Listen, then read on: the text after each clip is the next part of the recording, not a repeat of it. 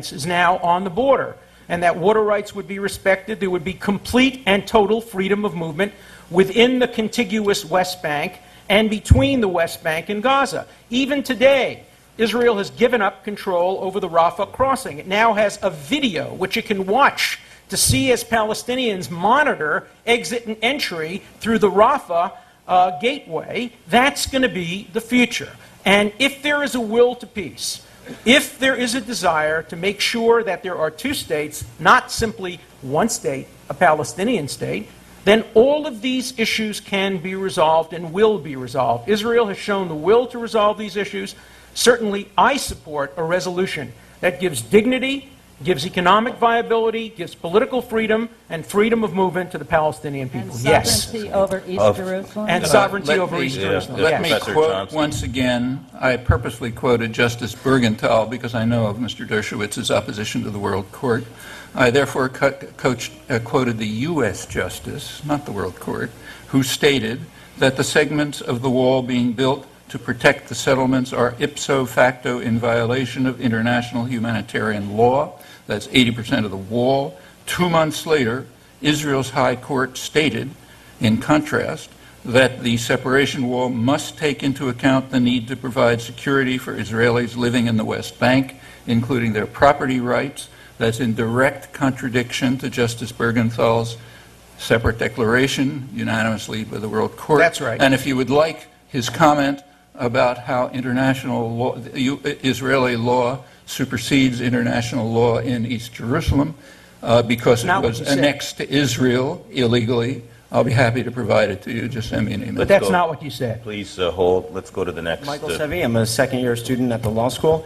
Professor Chomsky, it seems like you've done a lot of remembering and very little imagining. And Alan Dershowitz's ideas, if they seem funny to have a train or, some type of other high-tech connection, at least they're creative and at least they're moving us forward. How do you deal with the issues of refugees? How would you connect Gaza and the West Bank? Or is the only solution in your mind a one-state solution? What would you do about Jerusalem? Well, as you would know if you looked at anything I'd written instead of...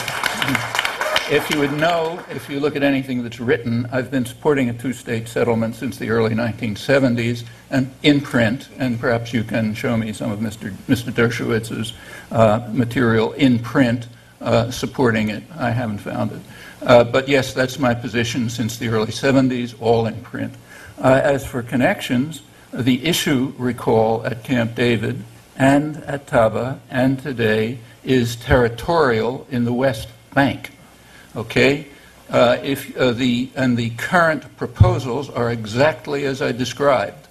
Go through the sources I mentioned or find any other ones that you think are serious. Those are the major Israeli and Western academic sources and human rights organizations and so on. Yes, they break up the West Bank into 3 Bantustans, as Benvenisti said, with virtually no organic connection to East Jerusalem, which is the center of Palestinian life. That's why the EU and the European Union and Human Rights Watch and others flatly reject them.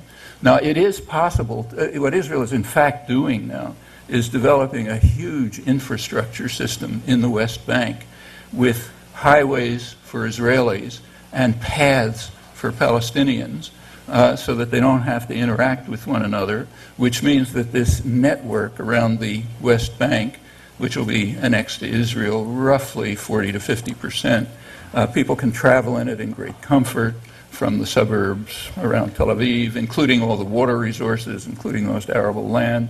They can get to Tel Aviv and Jerusalem. The Palestinians will be following paths. Actually, I can read to you, if you like, how Israeli journalists are describing that.